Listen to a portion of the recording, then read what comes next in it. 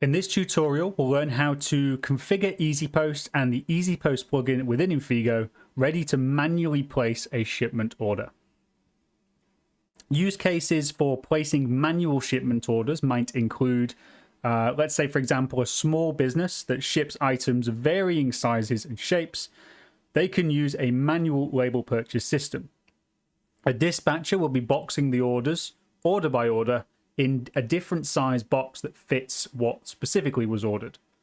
Therefore, they need to punch in the parcel dimensions and the number of parcels used accurately before requesting the shipping label and creating the shipment.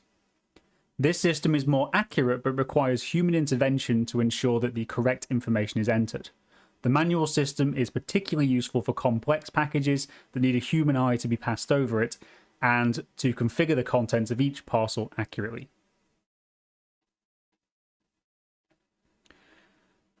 Now, to begin this process, we need to make sure that the buy shipping instantly option has been disabled as part of our Easypost configuration settings. So it's inside the general section of settings, turn off the checkbox and make sure that we save those changes. When disabled, we will not send the request to Easypost to create shipping labels automatically. Instead, if you navigate to Shared Print Operations in Administrator and locate the job and expand it, you will see a link under shipping information where you can accomplish this task. Before we leave this screen, however, I do want to point out another couple of associated settings. And these are the parcel settings.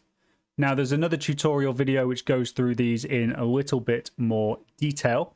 However, when the buy shipping instantly option is disabled and you are requesting your shipment manually, then these predefined parcels that you can create here will become options for you to select from when requesting the creation of your shipment.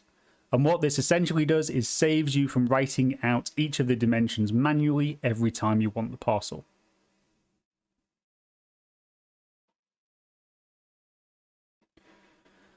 So next, let's go forward and place an order on our storefront, making sure that we select a carrier with rates provided via Easypost.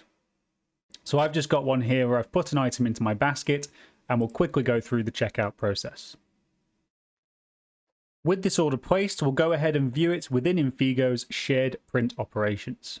We can immediately see that the status of the order is set to ordered, rather than shipment created as we saw for the automatic version of this process. So if I just expand the order that we've just put through, and we'll scroll down a little to reveal the shipping information. Now we can see that there's not as much information has been input here as we saw on the automatic approach. So there's no tracking information, for example. We do have information on the shipping method, the description, and some dispatch and delivery information based on other settings that we have configured. However, we haven't actually placed the order with Easypost at this stage. To do this process, if we go and click the view icon, this will load up access to the manual shipment management. So let's take a look at some of the options in here. To begin with, we have parcel definition in this section here. It allows us to manually define parcels and add them to this shipment, and this includes dimensions and weights. So it's simply a case of clicking Add New Parcel. You get a new row on this field, and then you can double-click to fill in any of those fields. You can also access your list of predefined parcels,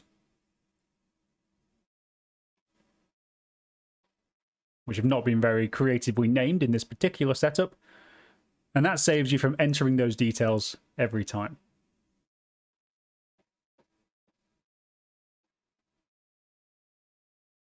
We also have the ability here to add shipment information. So for international shipments that require customs information to be sent with the shipment, you must assign items from the order specifically into different parcels. So we do this by clicking on that Add Shipping Information button, and then we can simply drag and drop the order lines into the relevant parcels. Once we've created the parcel sizes and selected from the predefined parcel lists, you can go ahead and create the shipment, which at this stage will then send the request to Easypost and return the shipping labels once we've gone through the carrier types and rates stage. So if I click on create shipment, that will now return me a list of rates that I can select from. I can select the appropriate service.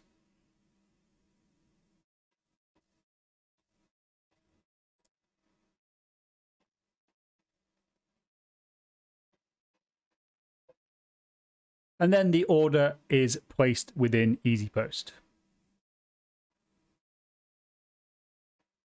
With the order placed in Easypost and then returned to Infigo, you can download the associated data from within shared print operations.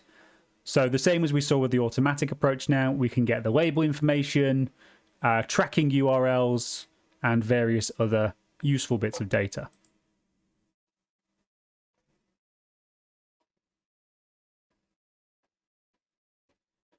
Next, we'll just go ahead and confirm that the order has actually been placed via Easypost and is present in their system. So if I just navigate to our Easypost account, go to my shipments, and make sure I'm looking at the correct environment.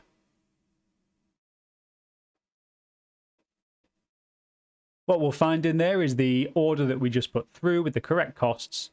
If I click on details, it will show me all of the associated details with that order, including the ability to access that supplementary information such as tracking, labels, and receipt.